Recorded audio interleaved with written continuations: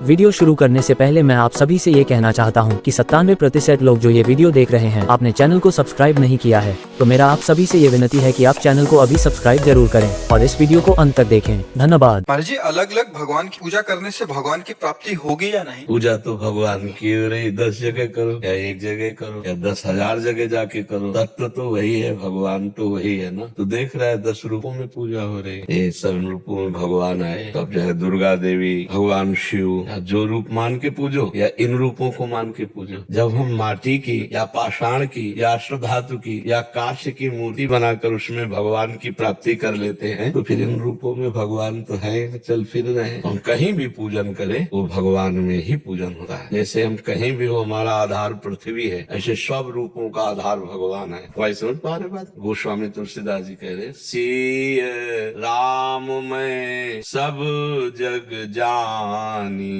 करो प्रणाम जोरी जुग पानी। मेरे सिया राम सब रूपों में है, सबको प्रणाम करता। तो तुम तो 8-10 रूपों की बात कह रहे, 8-10 भगवान की बात कह रहे। ये सब भगवान अमित रूपों में भगवान है।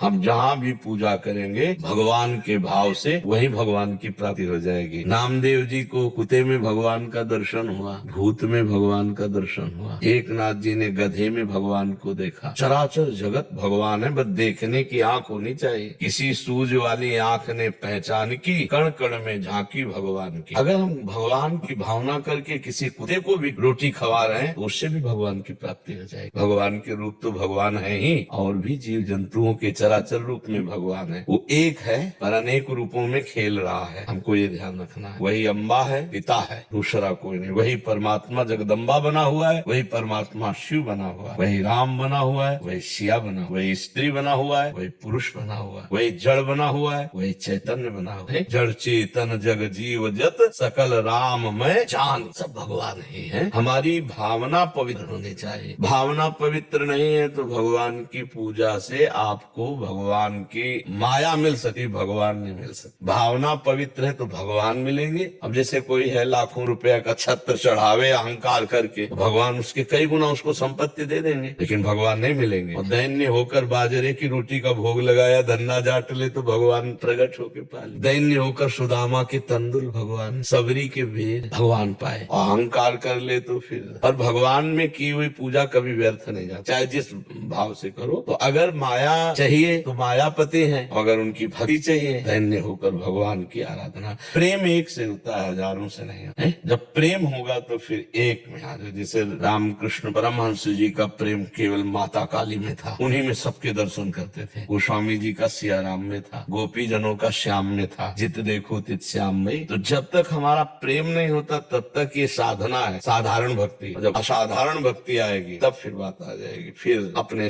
प्रीतम का जो रूप चयन किया है उसी रूप के अलावा फिर और नहीं पसंद आएगा। समझ रहे हो? हाँ।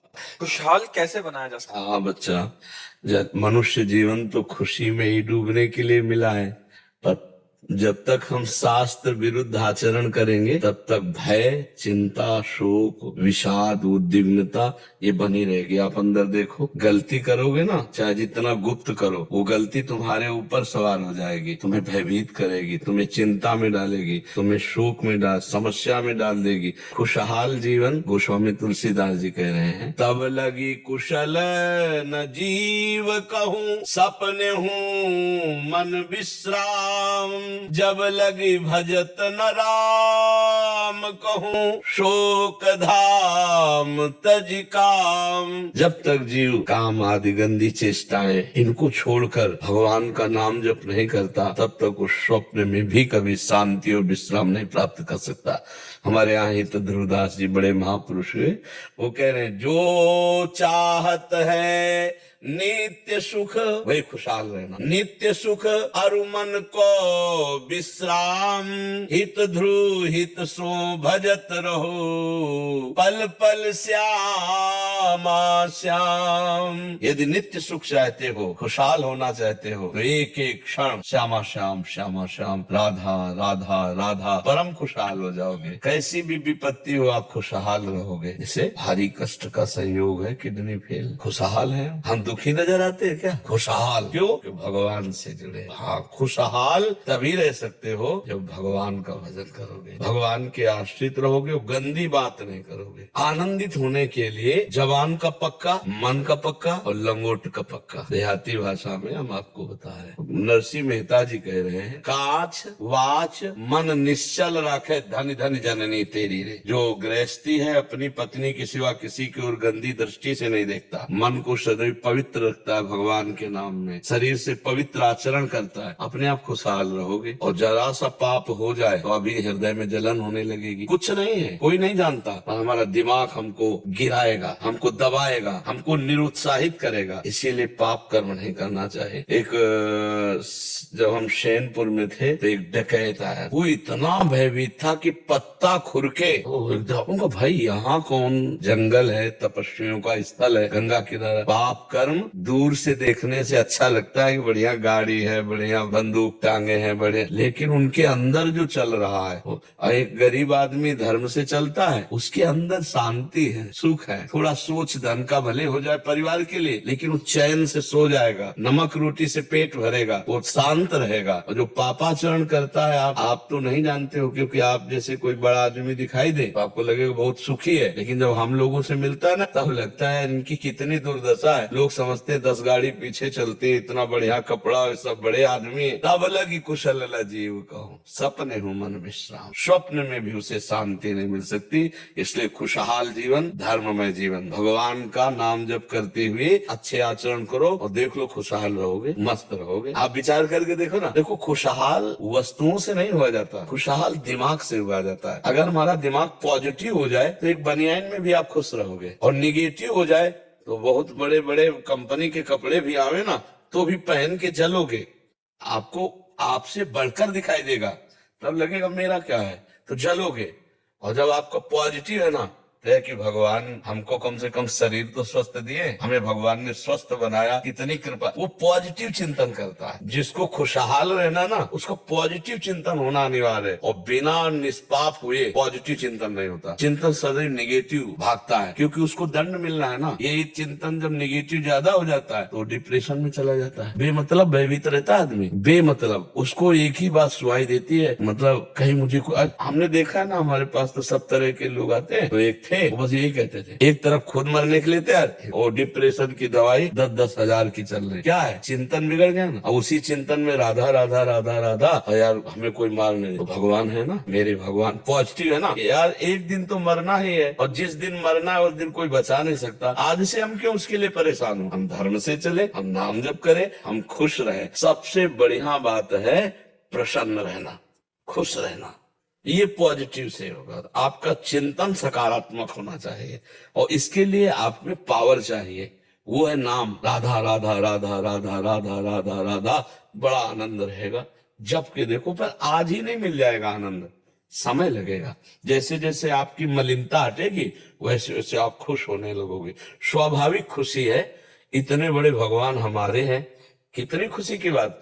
अगर कोई अभी मंत्री या कोई ऐसे आपसे हाथ मिला ले और कह दे चिंता मत करना, मैं हूं जब कभी जरूरत, और कभी फोन ना उठावे, कभी ना मिले, फिर भी आपकी छाती चौड़ी हो जाएगी।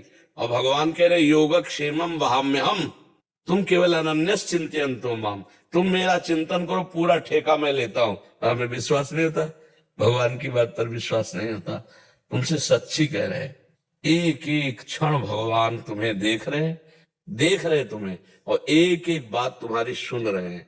पर जब तक तुम सही आचरण नहीं करोगे तब तक तुम नहीं जान पाओगे कि भगवान तुम्हें देख रहे हैं और भगवान तुम्हारी सुन रहे हैं। जैसे एक भी ऐसी बात नहीं जिसका उत्तर न मिलता, एक भी ऐसी बात, जैसे कोई भी बात, किसी भी तरह की लौकिक पारलौकिक समस्या जरा सा, और अंदर रेखा आई, सामने परिणाम उसका तुरंत लगता है भगवान ने मेरी सुन ली, मेरी बात पहुंच गई भगवान तक। क्यों? क्योंकि भगवान के सिवा हमारा कोई है नहीं, भगवान ही हमारे जीवन, भगवान ही हमारे प्राण। तो आपके भी तो जीवन भगवान है, पर आपने अपने जीवन को माया में दे दिया, इसलिए आप भगवान की बात नहीं सुन पा रहे, ये नहीं समझ पा रहे कि भगवान मुझे देख। ये सच्ची बताएं, इतना आनंद है कि अब जैसे आपको गुलाब जामुन पवावे, पूछे कैसा है, बोलोगे मीठा। कैसा मीठा है? बोले बहुत मीठा। फिर इसके बाद क्या बोल पाओगे? यही कहोगे महाराज खा के देख लो, आगे वाली बात।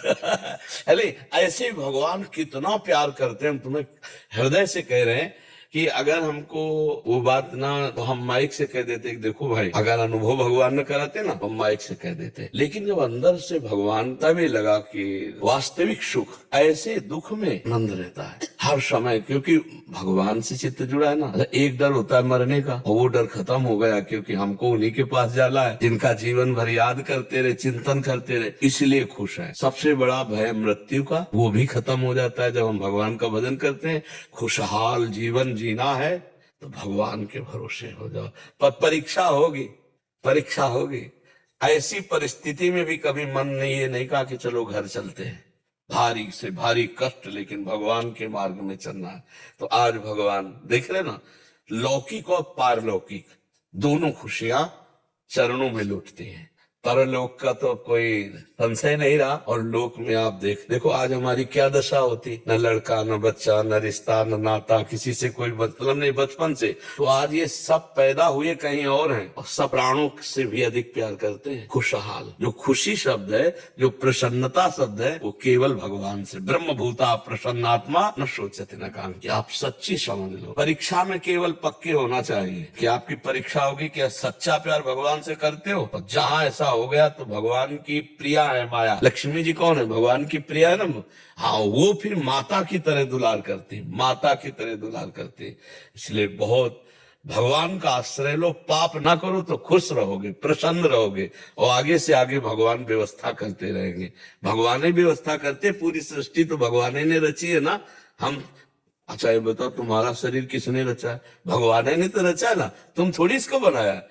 तो बस उसी भगवान के आश्रित हो जाओ, बढ़िया आनंद रहेगा, हर समय खुश रहोगे, और वो हर बात संभाल देते। सुदामा जी को कई कई दिन भोजन नहीं मिलता था, और सुदामा पूरी बना दिया।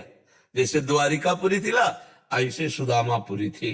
भगवान सब कुछ करने में समर्थ है। उनके एक छोटे से सेवक है कुबेर, छोटे से सेवक है, ऐसे अनंत ब्रह्मांडों में की तरह। वो भगवान केवल आपसे कुछ नहीं चाहते, क्योंकि सब कुछ भगवान ने दिया है, आपका प्यार चाहते हैं। भगवान कहते हैं ना, भाव का भूखा हूं मैं, और भाव ही एक सार है। भाव से मुझको भजे तो भाव से बेड़ा पार है। हम भाव करें भगवान पर, अपनापन कर ले भगवान, तो हम सदैव खुश रहेंगे। महाराज जी मैं नाम जप करती हूँ तो कैसे पता चलेगा कि मेरे पाप कट रहे हैं? जब हृदय में कोई चिंता न रह जाए, कोई शोक नहीं, कोई संताप नहीं, कोई उद्विग्नता नहीं, आंखों से आंसू है, मुख में नाम है, हृदय में भगवान का ध्यान है, उस समय जान लेना आप निष्पाप हो गए हैं। जिस समय हृदय में भगवान का ध्यान हो, आंखें अश्रु से भरी हो, शरीर में रोमांच हो, सा तरति सा लोकांतार्यति, वो स्वयं तर जाता है, स्वयं तर जाता है, लोगों को तार देता है। मम भक्ति युक्तो भुवनम पुनः, जब ऐसी पुलकित अवस्था होती है तो उससे लोक का लोक पावन करने की सामर्थ्य जाए, तब जाना जाए कि निष्पाप। सामने भगवान की छवि है, रोमांच हो रहा है, अश्रु प्रवाह, गदगद सुर नयना सजल, दंपति रस रहे भीन, ही गति वृंदा विपिन में फिरे प्रेम तनलीन। अब निष्पाप होता है। निष्पाप होने के तो और भी साधन है, लेकिन पाप प्रवृत्ति बनी रहती है। तो जैसे हाथी का स्नान हुआ, फिर वो सूंड से मिट्टी डाल लिया, तो स्नान का फल क्या हुआ? तीर्थ याटन आदि करके पाप नष्ट किए और फिर पाप कर लिए, तो फायदा क्या हुआ? भजन से पाप प्रवृत्ति नाश होती है, नाम जप करने से अनर्थों का नाश होता है, और अनर्थ कराने वाली जो मूल प्रवृत्ति है उसका भी नाश हो जाता है। हृदय शुद्ध हो जाता है तो फिर रूप छके घूमत रहे, तन को तनिक न भान, नारायण दृग जल बहे, यह प्रेम पहचान। हमारी भक्ति जब रंग लाएगी तो सब पाप सब नष्ट हो जाएंगे, पाप ताप सब, हृदय आनंद में भर जाएगा। तब समझना चाहिए अब मैं निष्पाप हो गया।